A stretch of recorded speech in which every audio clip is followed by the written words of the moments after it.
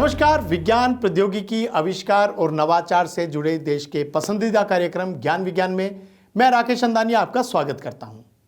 आज के अंक में हम बात करेंगे ऑयल इंडस्ट्री में तेल टैंकों की सफाई को आसान बनाने वाले रोबोट्स और स्टील उद्योग के लिए कार्बन कैप्चर की एक नई तकनीक के बारे में। खबरें और भी होगी, लेकिन सबसे पहले आप न्यूज़ इन साइंस को सब्सक्राइब जरूर कर लें ताकि विज्ञान जगत की जरूरी खबरों से आप बेखबर ना रहें। लेकिन सबसे पहले नजर डालते हैं आज की सुर्खियों पर।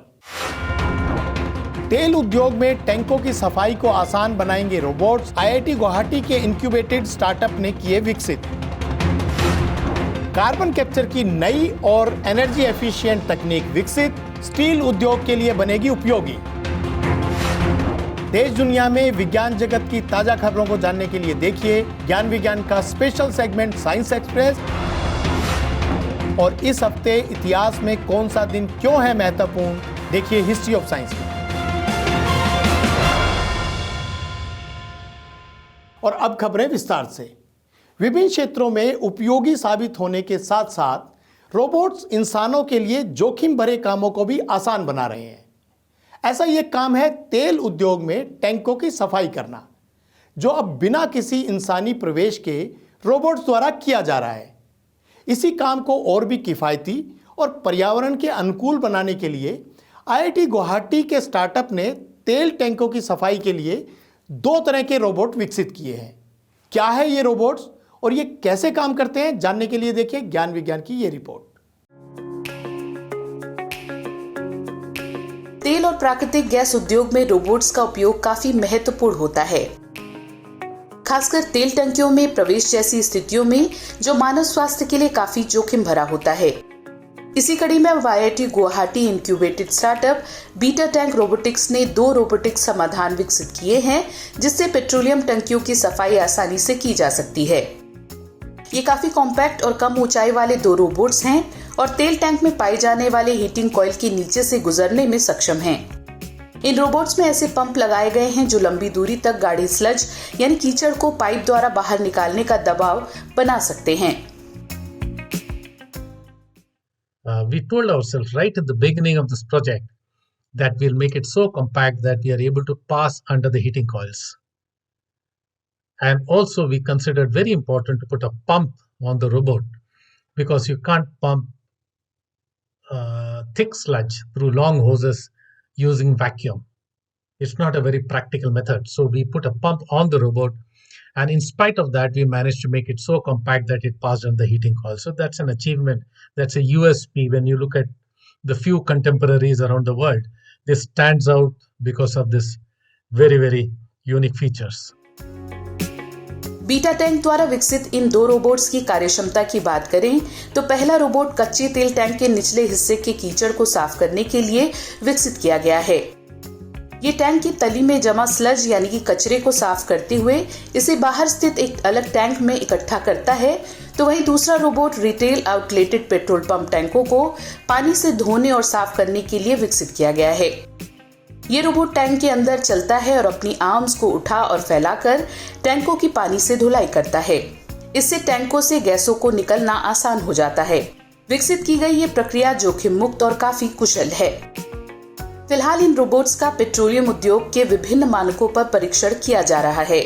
जाहिर है सभी परीक्षणों को पास करने के बाद ये रोबोट्स तेल उद्योग के लिए न सिर्फ उपयोगी बल्कि पर्यावरण के लिए भी अनुकूल साबित होंगे।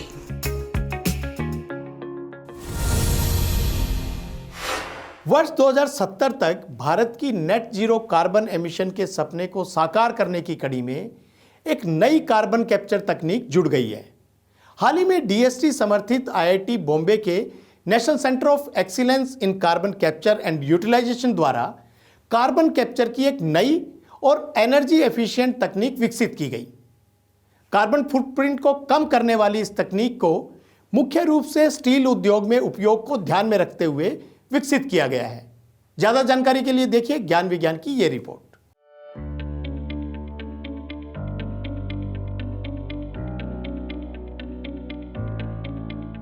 कार्बन मोनोऑक्साइड विभिन्न उद्योगों में इस्तेमाल में लाए जाने वाला एक प्रमुख रासायनिक पदार्थ है। प्रमुख रूप से इसे सिंथेसिस गैस के रूप में उपयोग में लाया जाता है। स्टील इंडस्ट्री में कार्बन मोनोऑक्साइड ब्लास्ट भट्टियों में लौह अयस्कों को धात्विक लोहे में बदलने में प्रमुख भूमिका निभाता है।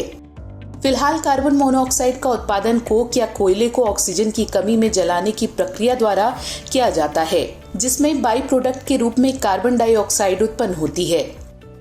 इस उत्सर्जित कार्बन डाइऑक्साइड को वापस कार्बन मोनोऑक्साइड में परिवर्तित करने की प्रक्रिया कार्बन फुटप्रिंट को कम करने और इससे जुड़ी लागत को कम करने का अवसर प्रदान करती है।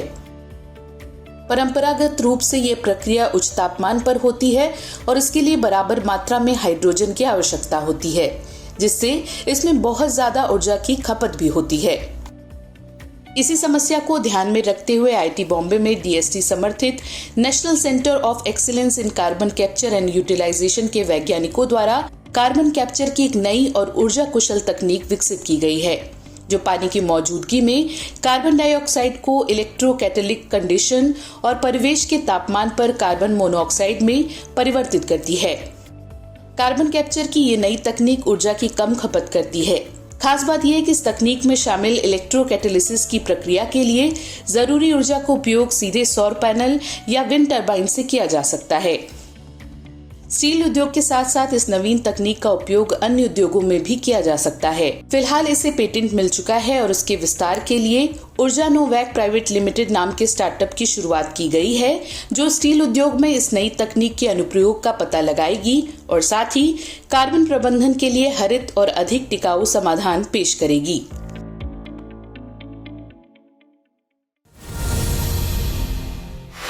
और अब नजर डालते हैं विज्ञान जगत की कुछ और ताजा गतिविधियों पर हमारे सेगमेंट साइंस एक्सप्रेस में।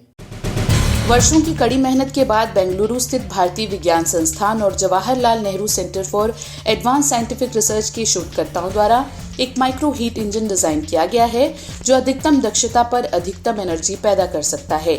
इस शोध कार्य को नेचर कम्युनिकेशन जर्नल में प्रकाशित किया गया है, जिसमें शोधकर्ताओं ने पारंपरिक हीट इंजन की कार्यप्रणाली की सूक्ष्म स्तर पर नकल की है। गैस और ईंधन के मिश्रण की जगह शोधकर्ताओं ने इसमें छोटे जेल जैसे कोलाइडल बीड का उपयोग किया है। वहीं इसकी गति को निर्धारित करने के लिए लेजर बीम और 2 स्तरों में इंजन को चक्रित करने के लिए तेजी से बदलते इलेक्ट्रिक फील्ड का इस्तेमाल करते हुए शोधकर्ताओं ने इंजन के लक्ष्य को हासिल किया है। CSIR centre for cellular and microbial biology दक्षिण एशिया सहित विभिन्न आबादी में नॉन कम्युनिकेबल डिजीजेस यानी गैर संचारी रोगों की आनुवंशिकी को समझने के लिए दुनिया भर के 20 शोध दलों के साथ सहयोग कर रहा है। प्रोजेक्ट को डाइवर्स एपिजेनेटिक एपिडेमियोलॉजी पार्टनरशिप नाम दिया गया है, जिसका उद्देश्य एशिया, अफ्रीका, उत्तर और दक्षिणी अमेरिका सहित दुनिया भर के लोगों में देखे गए रोग जोखिम में जेनेटिक्स और एनवायरमेंटल डाइवर्सिटी यानी पर्यावरणीय विविधता के प्रभावों को उजागर करना है। 2018 में रिटायर हो चुके नासा के केपलर स्पेस टेलीस्कोप द्वारा इकट्ठा किए गए डेटा के अध्ययन में शोधकर्ताओं की टीम ने एक तारे की परिक्रमा करते हुए 7 गर्म ग्रहों की खोज की है। इन सभी ग्रहों को हमारे सौरमंडल के किसी भी ग्रह की अपेक्षा अपने तारे से अधिक चमकदार गर्मी मिलती है।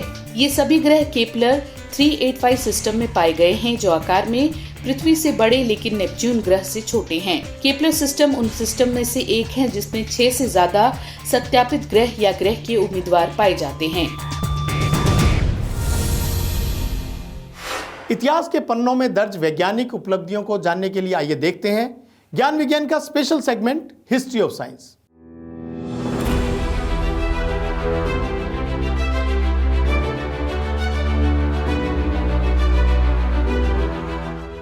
8 नवंबर 1895 को भौतिक विज्ञानी विलेम रॉन्टजन कैथोड किरणों पर काम करते समय संयोग से एक्सरे की खोज करने वाले पहले व्यक्ति बने।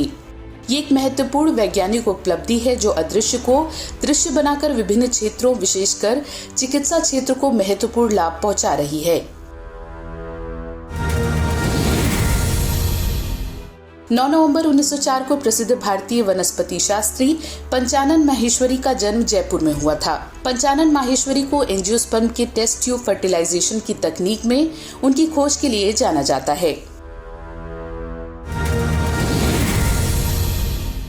11 नवंबर 1572 को डेनिश खगोल शास्त्री टाइको ब्राहे ने कैसियोपिया के W आकार के तारामंडल में खोजे गए सुपरनोवा का सूक्ष्म अवलोकन शुरू किया। ये वो सुपरनोवा था जिसने ब्राहे को तारों और ग्रहों की स्थिति का सटीक माप करने के लिए अपना जीवन काल समर्पित करने के लिए प्रेरित किया। 12 नवंबर 1896 को प्रसिद्ध भारतीय पक्षी विज्ञानी और प्रकृतिवादी सलीम अली, जिन्हें बर्डमैन ऑफ इंडिया के नाम से जाना जाता है, उनका जन्म बॉम्बे में हुआ था। सलीम अली पूरे भारत में व्यवस्थित पक्षी सर्वेक्षण करने वाले पहले भारतीय थे और उन्होंने कई किताबें लिखी। उन्होंने भारत में पक्षी विज्ञान को लोकप्रिय बनाया। एसडी रिप्ले के साथ उन्होंने भारत और पाकिस्तान के पक्षियों की ऐतिहासिक 10 खंड वाली हैंडबुक लिखी। तो आज के अंक में बस इतना ही। उम्मीद है आपको हमारा यह कार्यक्रम पसंद आया होगा। अगर आपको यह कार्यक्रम अच्छा लगा तो आप इसे लाइक करें और अपने दोस्तों के बीच शेयर करें। अगर आप चाहते हैं कि ऐसी जानकारियां आपको लगातार मिलती रहे तो हमारे चैनल को सब्सक्राइब जरूर कर लें। विज्ञान, प्रौद्योगिकी, नवाचार और आविष्कार की ताज़ा जानकारियों के साथ अगले हफ्ते आपसे फिर होगी मुलाकात। तो बने रहिए हमारे साथ वैज्ञानिक सोच के साथ। नमस्कार।